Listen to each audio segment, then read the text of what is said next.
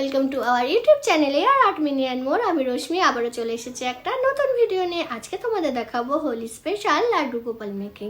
তাহলে চলো পুরো ভিডিওটা দেখো। আমি ভিডিওটা স্টার্ট করছি। যাদের ঘরে ছোট বাচ্চা আছে এরকম একটা পুতুল আর এই সুপার ক্লে প্রায় সবার ঘরেই পাওয়া যাবে।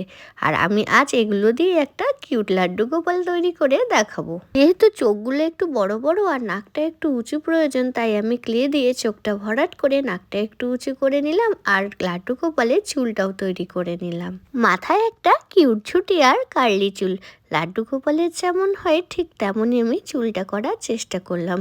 আর এক্সট্রা ক্লে দিয়ে আমি পাশে একটু চুলটা কার্লি করে দিলাম। এবার আমি কালার করা শুরু করব। এর জন্য আমি ফেব্রিক কালার ইউজ করেছি।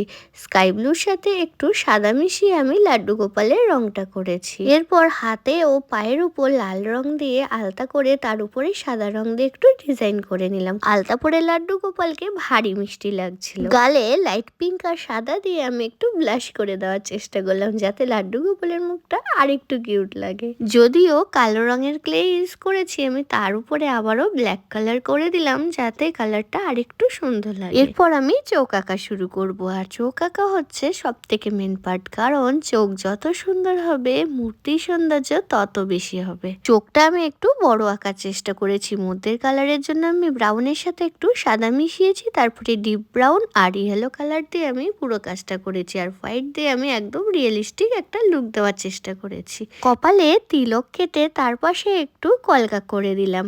আসলে হোলিতে পাড়ায় পাড়ায় যেমন গোপাল পুজো হয়, সেই মূর্তিকে মাথায় রেখে আমি নিজের মন থেকে এই মূর্তিটা তৈরি করার চেষ্টা করেছি। ঠোঁটের জন্য এখানে আমি ডিপ পিঙ্ক কালারটা ইউজ করেছি। জরির সাথে হলুদ রঙের কাপড় দিয়ে আমি ধুতিটা তৈরি করেছি। আর খুব সহজে এভাবে ধুতিটা পরিয়ে দিলাম। এক্ষেত্রে গ্লু গান বা সুতো উভয় ইউজ করা যেতে পারে। গোল্ডেন জরি দিয়ে আমি হাতে পায়ের গয়না আর গলার মালাটা তৈরি করলাম। আর চুমকি দিয়ে আমি গলার লকেটগুলো বানিয়ে দিলাম। এরপর মাথায়ও একটা জরি বেঁধে দিলাম। এরপর গোপাল ঠাকুরের সব থেকে প্রিয় ময়ূরের পালক মাথায় লাগিয়ে দিলাম। আর একটা চুমকিকে দুভাগ করে আমি এভাবে কানের বানিয়ে দিলাম। বাঁশি কি দিয়ে বানানো যায় ভাবতেই মাথায় এলো পালকের এক্সট্রা যে নিচের পার্টটা আছে সেটাই ব্যবহার করা যাক। আর সেটাকে এভাবে জরি চুমকি দিয়ে সাজিয়ে আমি বাঁশি তৈরি করে দিলাম। আর ক্লে দিয়ে একটু ডিটেলিং করে দিলাম।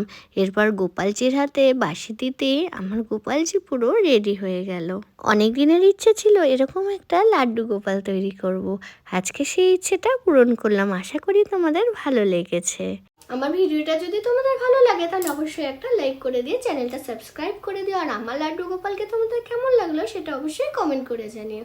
আর নেক্সটে তোমরা কেমন ধরনের কাজ দেখতে চাও সেটাও জানিও। আমি সেভাবে তোমাদের করে দেখানোর চেষ্টা করবো। তাহলে আজকে যেন আসি, সবাই ভালো থেকো।